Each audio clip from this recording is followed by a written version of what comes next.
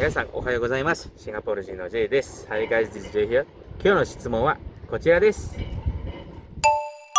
ガポールはどんな気候？シンガポールの気候はどうかと聞かれたら、シンガポールには四季がないんですけれども、3月から8月までの寒気と9月から2月の雨季があるという答えをよく聞くと思います。しかし、もう少し詳しく回答していきたいと思います。シンガポールにはモンスーン期が2つあります。シンガポールは2つの季節風に影響されています。1つ目は12月から1月末ぐらいの北東方向のモンスーン期です。この期間、北東と東から風が吹いてきます。シンガポールの北東に南シナ海があるので、そちらの海からの雨雲が多く、風が強く吹くことが多いです。2つ目は6月から9月ぐらいの南西方向のモンスーン期です。この期間、南西と南から風が吹いてきます。シンガポールの南に山脈があるインドネシアのスマトラ島が近くにあるので、雨は多いですが、そこまで多くもないですね。しかし、この期間にスマトラ島のスコールがたまにあるので、深夜と昼に東から吹いてくる風とスコールがあります。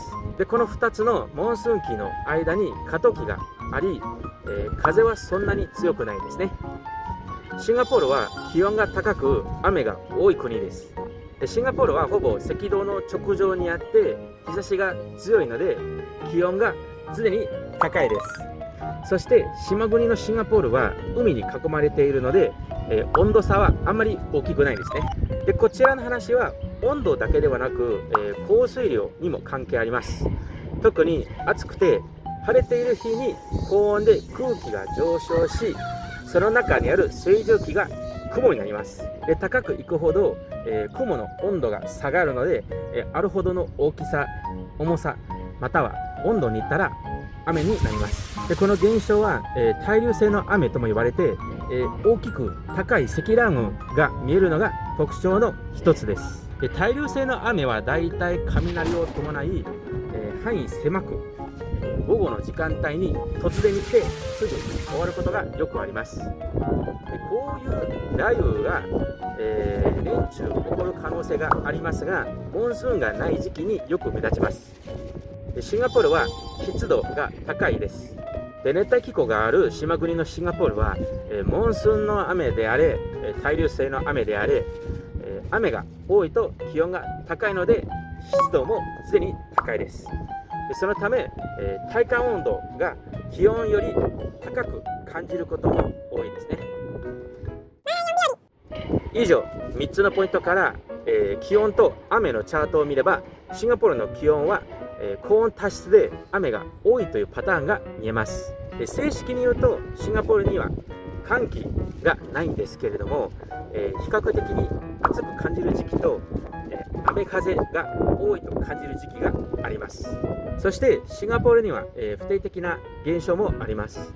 例えば、6月から9月ぐらいの、南西方向のモンスーン期でシンガポールの南にあるインドネシアのスマトラ島の森林火災の煙が風で運ばれてくる場合があります。そのため、9月から10月ぐらいに霞というか、ヘイズというかがよくあって、空気湿度が少し落ちるかもしれないです。あと対流性の雨ではよく氷がありますが、だいたい地面につく前に、雨に溶けています。しかしたまに小さな氷が見られる時もあります。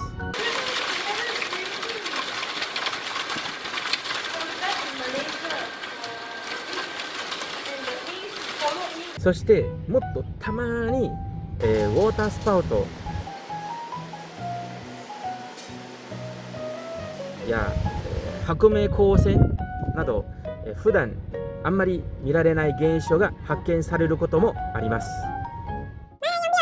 以上、シンガポールの気候をざっくり説明してみました。この情報が役に立てば嬉しいです。この動画もし面白かったらぜひ高評価、そしてチャンネル登録よろしくお願いします。ではまたね。